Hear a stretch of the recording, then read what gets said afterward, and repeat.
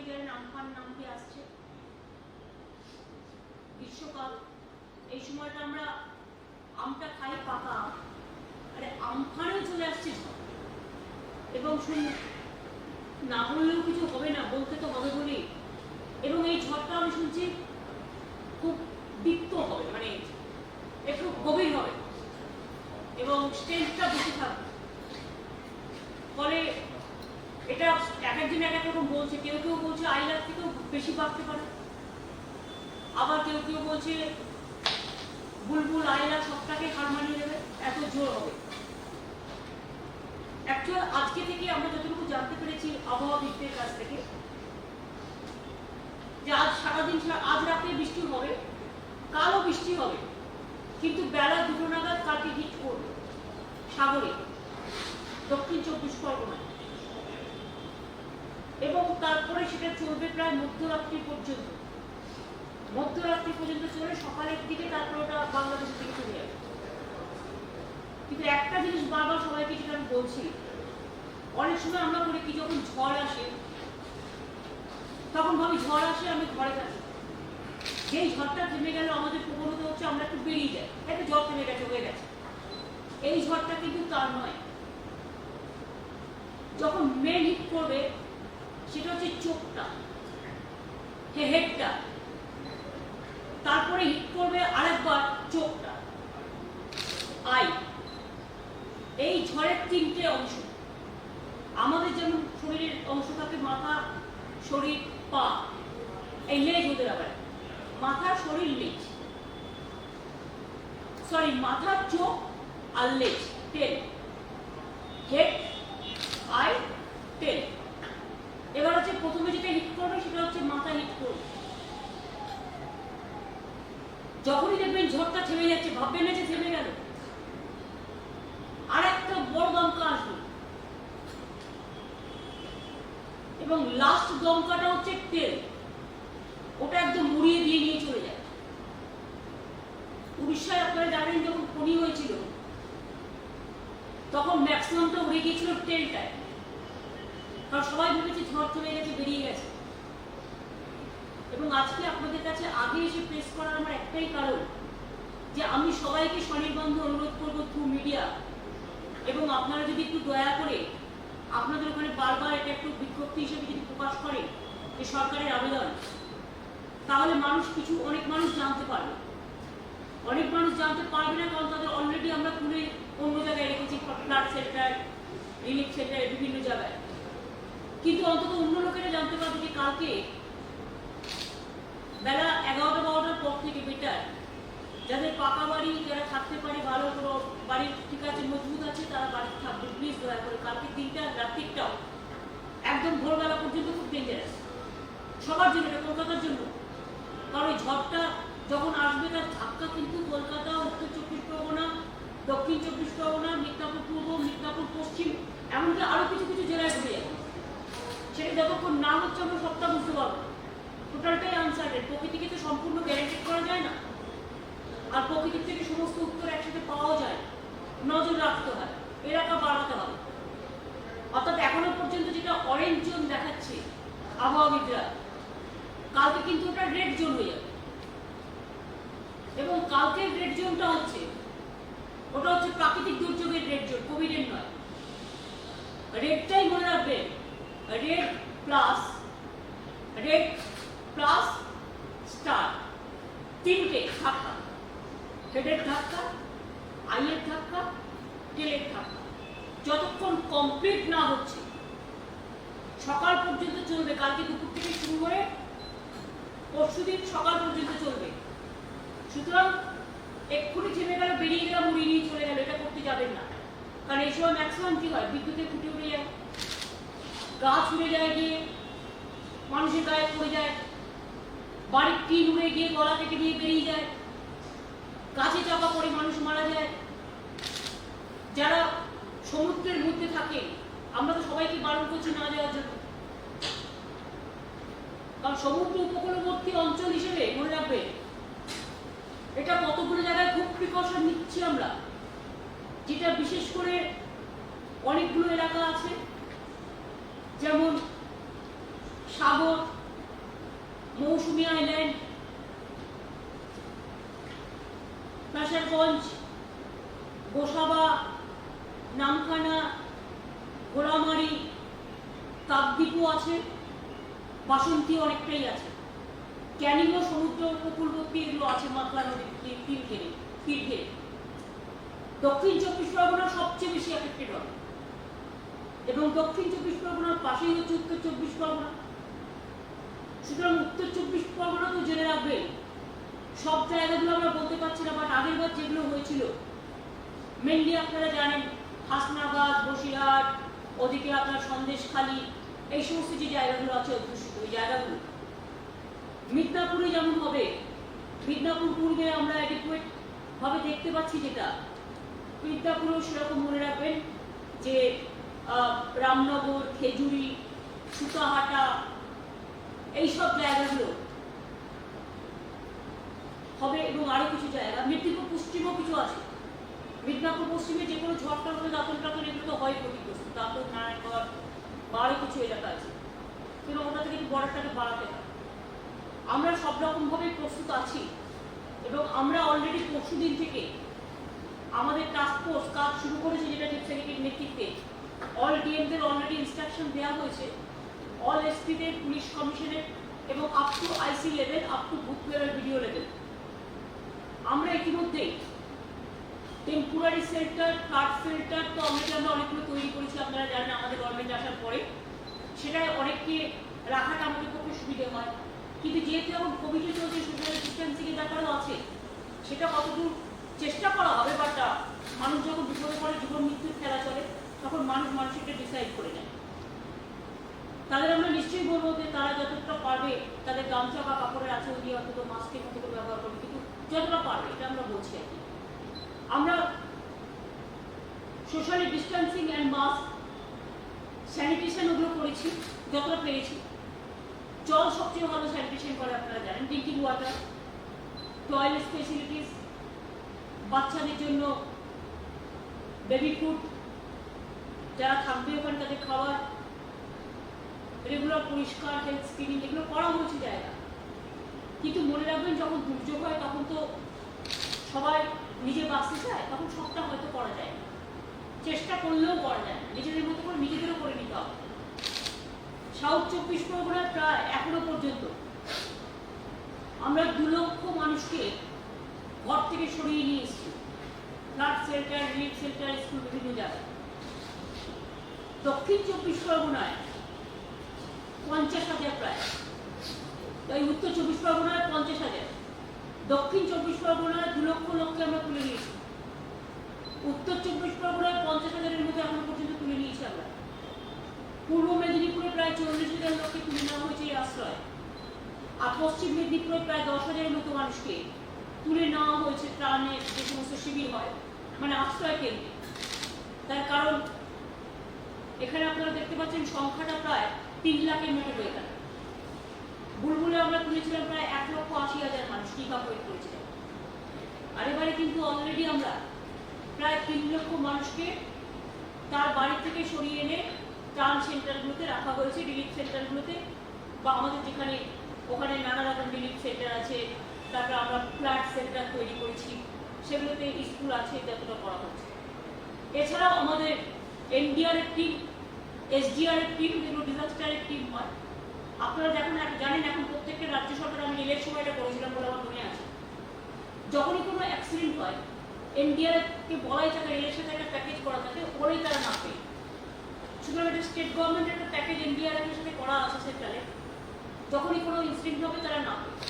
সুতরাং আমরা NDRF team, SDRF team সহ আমরা total disaster management team, electricity team থেকে শুরু করে, হেলথ টিম থেকে শুরু করে, পিএইচই টিম থেকে শুরু করে, আমার আপনাদের সাথে কথা বলার পরে মিটিংও আছে এখানে। আবার আমি ডিএমএসপিদের সাথে মিটিং করব, এবং এসডিআরএফ, হ্যাঁ এসডিআরএফ 15টা টিম অলরেডি পাঠানো হয়েছে বিভিন্ন জায়গায়, এনডিআরএফও পাঠানো হয়েছে। বাদ বাকি আফটার এফেক্ট যেগুলো, সেগুলো তো এগ্রিকালচার থেকে শুরু করে, পিএইচ থেকে শুরু করে, আমার জমি থেকে শুরু করে, গাছ থেকে শুরু করে, বাড়ি থেকে শুরু করে, এলাকা থেকে শুরু করে, রাস্তা থেকে শুরু করে, সেগুলো পরে আমরা দেখে নিই। পাওয়ার থেকে শুরু করে সেগুলো পরে স্পেশাল কেয়ার নিয়ে যতটা পারবো দেখে নেব। এখন মানুষের কাছে আমাদের যেটা রিকোয়েস্ট, প্লিজ আপনাকে যদি টাউনশিপে নিয়ে আসা হয় আপনি সেটা ছেড়ে বেরোবেন না। কাল পরশু, যখন পরশুদিন সকালে সব ক্লিয়ার হয়ে যাওয়ার চাই, সকাল দুটোর পর যখন ক্লিয়ারেন্স দেবে অ্যাডমিনিস্ট্রেশন তখনই বেরোবেন, তার আগে না। একটু কষ্ট করতে, আমি জানি কোভিড চলছে, এমনিতেই মানুষ গৃহবন্দী আছে, আবার এই দুর্যোগ একটা মাথার উপরে এসে পড়লো, সব একসাথে। নিজেরা ভালো থাকবেন, সুস্থ থাকবেন, বাচ্চাদের ঠিক মতো যত্ন করে রাখবেন, বয়স্কদেরও ভালো করে যত্ন করে রাখবেন, বাড়ির বাইরে বেরোবেন না। যারা বাড়িতেও থাকবেন, যাদের বাড়ি ঠিক আছে, কাঁচা বাড়ি নয় বা মাটির বাড়ি নয় বা ভেঙে পড়ার চান্স কম, তারা দয়া করে বাড়িতে থাকবেন। এমনিতেই বাড়ির ভেতরে থাকতে বলছে, বা যাদের বাড়ি ভেঙে পড়ার চান্স আছে তারা কিন্তু প্লিজ দয়া করে আমাদের সাথে সহযোগিতা করুন এবং আমাদের শিবিরে থাকুন। বাদ বাকি জিনিসগুলো যা যা করার, সেগুলো যা যা আফটার এফেক্ট যেগুলো করার সেগুলো আমরা করবো, আর বিফোর এফেক্ট যেটা এখন সেটা করছি, তুলে এনে রাখছি। তাদের খাওয়া দাওয়া কোনো কিছু যেন অসুবিধা না হয় সেটা নিয়ে ডিএমকে আমরা বলে দিচ্ছি একটু যতটা পারবো। দেখুন, বিপদে পড়লে তো আপনি ঘরে যেরকম থাকেন 365 দিন সেটা পাবেন না, বাট একদম যাতে না থাকে, খারাপ হয়, সেটাও দেখতে হবে। সুতরাং এগুলো একটু দেখে নেন। আর আপনাদের সকলের কাছ থেকে আমরা কোঅপারেশন চাইছি। আপনারা বারবার যদি আমাদের এই আবেদনটা মানুষের কাছে পৌঁছে দেন যে কালকে, আজ সারাদিন রাত কিন্তু বৃষ্টি হবে, কাল দুপুর 12টার পর থেকে ঘরে থেকে না বেরোনো বেটার।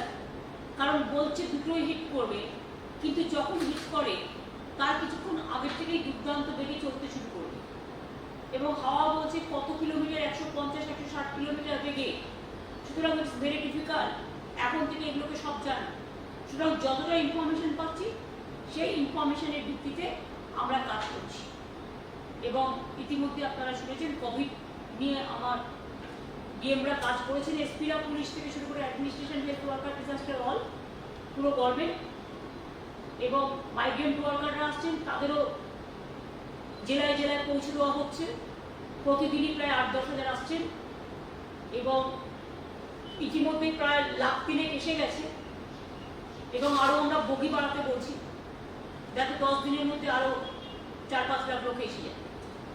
আমাদের ছেলেরা মেয়েরা ঘরে ফিরে আসুক। কারণ বৃষ্টির দিনটা কালকে বন্ধ রাখতে হতো। কালকে মানে যদি রাস্তায় ওরা বিপদে পড়ে, ঝড়ঝঞ্ঝায়, রাজীব পেটে বলে দেওয়া গেল যে কালকে রাত্রিটা যেন অ্যাভয়েড করে, কাল দুপুর থেকে পরশু সকাল 10টা অবধি। কারণ রাস্তায় যদি আটকে যায় বা রাস্তায় ট্রেনের উপর কোনো ইনসিডেন্ট হয়ে যায় বা অ্যাক্সিডেন্ট হয়ে যায়, হ্যাঁ তুমি রেলকেও বলবো, হ্যাঁ রেলকে বলবো, হ্যাঁ এটা তো আমরা হোম মিনিস্ট্রিতেও একটু বলবো যে যেহেতু ওই 24 আওয়ার্স আমাদের যেন মুভমেন্টটা না থাকে, কারণ তাহলে বিপদে পড়ে যাবে। সুতরাং এই পর্যন্ত। হ্যাঁ, হোম মিনিস্টার আমাকে ফোন করেছিলেন, এটার ব্যাপারেই কথা বলছেন। আমরা সব ঠিক আছে, কোনো অসুবিধা নেই, আমরা সবাই মিলে চেষ্টা করছি। আমরা বুকগুলো করেছি, আপনারা জানেন। এবং এইটা হয়ে যাওয়ার পরেই আপনাদের কাছে বললাম এই কারণে যাতে মানুষ যেখানে যেখানে আসে জানতে পারে। আর আমাদের এটা ডিএমদেরও বলবো, আমরা যে কথাগুলো বললাম, যে ইভাকুয়েটেড সেন্টারেও আছে, তারা একটা ক্যাসেট করেও বা কী করে একটা মাইক্রোফোন করে এটা সবাইকে যেন জানিয়ে দেয়। কারণ তারা তো ওখানে টিভি দেখতে হবে, আর তাদের ওখানে একটা উপরে রেডিও পাবে কিনা আমি জানি না, আছে কিনা কানেকশন, বা কানেকশন হয়তো নাও। SMS তো সবাই পাবেন না, ইন্টারনেট কানেকশন কেটে গেলে কোথেকে পাবে, প্রাকৃতিক দুর্যোগ দেখে না, যতটা পরে মাইকে বলবে, বা একজন অফিসার গিয়ে যেখানে যেখানে সেন্টারে আছে ওই হ্যান্ড মাইক নিয়ে একটু বলবো যে আপনাদের সতর্ক করা হচ্ছে, এটা মাথায় রাখবে। এইটা একটা। আর একটা হতে পারে যে সেন্টারে আছে সেখানে কেউ না কেউ তো দায়িত্বে আছে, তারা একটা বোর্ডে লাগিয়ে দিক না, বা ছোটো বা একটা কাগজে লিখে দিই যে প্লিজ দয়া করে বৃহস্পতিবার দিন বৃহস্পতিবার দিন আমরা না বলা পর্যন্ত বেরোবেন। ঝড় থেমে গেলেও আবার দিয়ে আসতে পারে, তাই যতক্ষণ পর্যন্ত ক্লিয়ারেন্স না দিচ্ছে বেরোবেন। এসব লিখে দিতে হয় যে ভাববেন না ঝড় থেমে গেছে, ঝড় থেমে গেলেও পরে একটা তার মানে একটা এই থাকে, রেস্ট থাকে, সেই রেস্টটাতে যদি ক্ষতি না হয় সেটা দেখে দিতে হবে। এরপরে আপনাদের সাথে কথা বলার পর আমাদের ডিএমদের মিটিং আছে ডিএমএস থেকে, এবং অল ইম্পর্টেন্ট ডিপার্টমেন্ট তাদের সাথে এক্ষুনি আমরা মিটিং করব। সুতরাং ওই মিটিংটা হয়ে যাওয়ার পরে তারপরে আমি একবার ডিজাস্টার রুমেও যাব। 24/7 আমাদের একটা নম্বর, কারো কন্ট্রোল রুমের নাম্বারটা আমার দিয়ে দিন না, কন্ট্রোল রুমের নাম্বারটা তো বলে দিন। কি নাম্বার? 1070 কন্ট্রোল রুমের নাম্বারটা। একটা নাম্বার থাকলে তো লোকে পায় না, দুটো না। আমাদের এখানে নম্বরটা 60টা ফোন আছে, 60 লাইন আছে। সেটা মেন নাম্বারটা বলাই বলে দিচ্ছি তাহলে।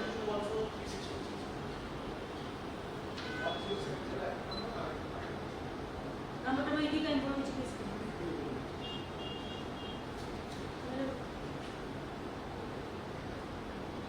কোনো রকম প্রবলেম হলে তারা দেখে নেবে। আর আজকে এমনি ঝড় বৃষ্টি হবে, সাংবাদিক বন্ধুরাও যারা আছেন আজকে ফিরে যাবেন, আজকে আমাদের কাছে এরকম ইনফরমেশন নেই। তবে কাল থেকে আপনারাও যখন ঢুকে যাবেন আর বেরোবেন, সেটা খুব না বাড়িতে সেভাবে বলে আসবেন। রাত্রে কালকে আমরা ওখানে থাকবো, আমাদের অফিস চলবে। কাল সকাল থেকে মানে 3 থেকে রাত পর্যন্ত আমরাও থাকবো, আপনারাও থাকবো। সুতরাং আপনারাও বাড়িতে বলে আসবেন, জামা কাপড় নিয়ে আসবেন রাতের জন্য। আর এটা হচ্ছে কন্ট্রোল রুম নাম্বারটা, প্লিজ দয়া করে সবাইকে বলবেন যদি কারো কোনো অসুবিধা হয় এই দুর্যোগের ব্যাপারে। 2214-3526। আবার বলছি 2214-3526। আর একটা হচ্ছে 2214-1995। আর একটা মনে হয় 2214-1070। আচ্ছা, এটা অনলি 1070। আর টোল ফ্রি একটা নাম্বার আছে 1070। এখানে 60টা ফোন কাজ করবে। নাম্বারটা লিখতে পারলেন? আরেকবার বলবো, 1070 টোল ফ্রি নাম্বার। আর দুটো নাম্বার আছে যেটার সাথে 60টা কানেকশন আছে, 2214-3526 আর 2214-1995। ঠিক আছে, এই নাম্বারটা যদি কারো কোনো অসুবিধা হয় দেখে নেব। আর বাদবাকি আমাদের এখন ডিএমএসপি মিটিং আছে, মন্ত্রীরাও আছে, অনেক ডিপার্টমেন্ট আছে। এই যত ডিজাস্টার সাথে disaster department, PHE department, PWD department, panchayat department, cooperation department, agro marketing department, agricultural department, horticulture department, fire brigade department, finance department, then health department, then police department, all will be there. Fisheries department, mayor Kolkata corporation.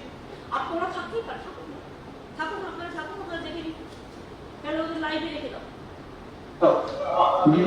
দিদি একটা অনুরোধ করবো। হ্যাঁ দিদি যদি একটু live করা যায় এই অনুষ্ঠানটায়, যে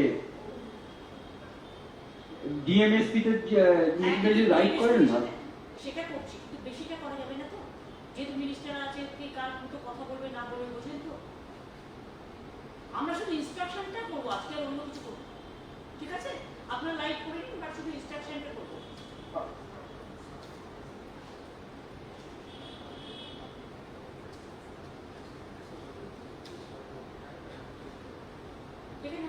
এসে টিটি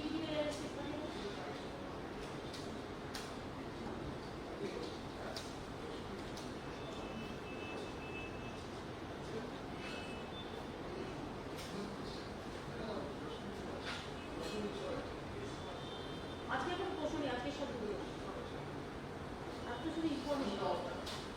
সাউন্ডটা দিদি একটা ছোট প্রশ্ন করবো, অন্য বিষয় একটা।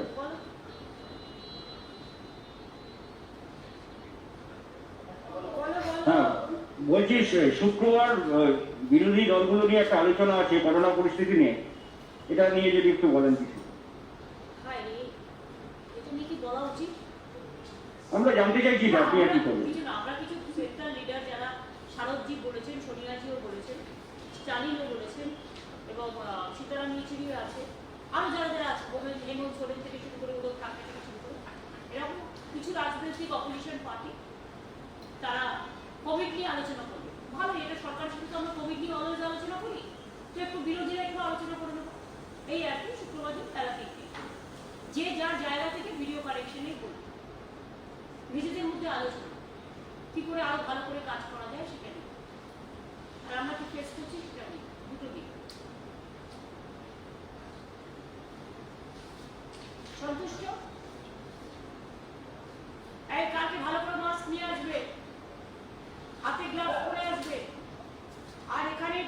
কাপড়টা পরে আসবে, সারাদিন পরে যাবে, রাত্রে একটা সারাবার নিয়ে আসবে। নিজেদের সুস্থ ও যত্নে রাখবে। তোমরা ভালো থাকলে তোমাদের পরিবারের লোকগুলো ভালো থাকে।